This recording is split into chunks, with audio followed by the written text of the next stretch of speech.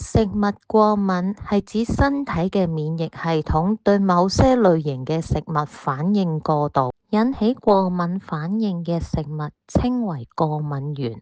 即使食用少量過敏原都會引起症狀，症狀可能係輕微或者嚴重，有時甚至危及生命。喺英國有6% 嘅成年人有食物過敏，即接近250萬人。如果你有食物過敏，一定要閱讀標籤，並確保你了解食物中嘅成分。對於一啲食品企業嚟講，意識到呢一點係非常重要。你可能對任何類型嘅食物過敏，但食品企業係一定要俾顧客知道佢哋提供嘅任何食物係咪含有14種最常見嘅過敏原成分，因為呢個係法例規定。呢14種過敏原有芹菜或者西芹，多數會喺湯同埋沙律入邊會有。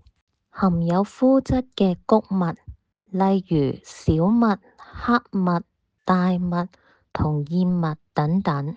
甲殼類動物多數會喺醬汁或者喺海鮮飯中有蝦、蟹、龍蝦都會有。雞蛋多數會用喺蛋糕、醬汁或者喺一啲麵入邊都會有。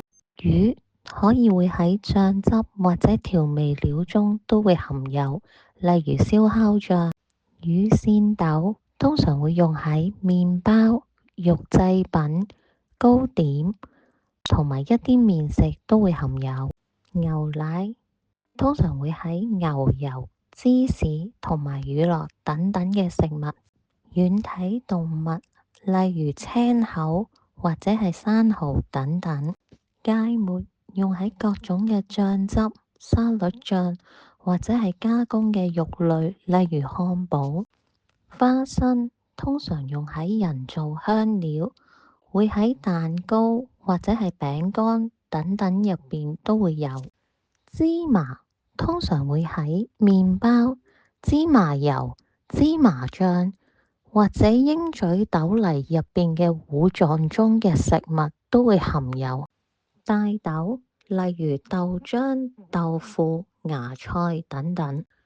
二氧化硫同亞硫酸鹽通常會喺乾果、醃製水果或者係一啲酒精入邊都會含有。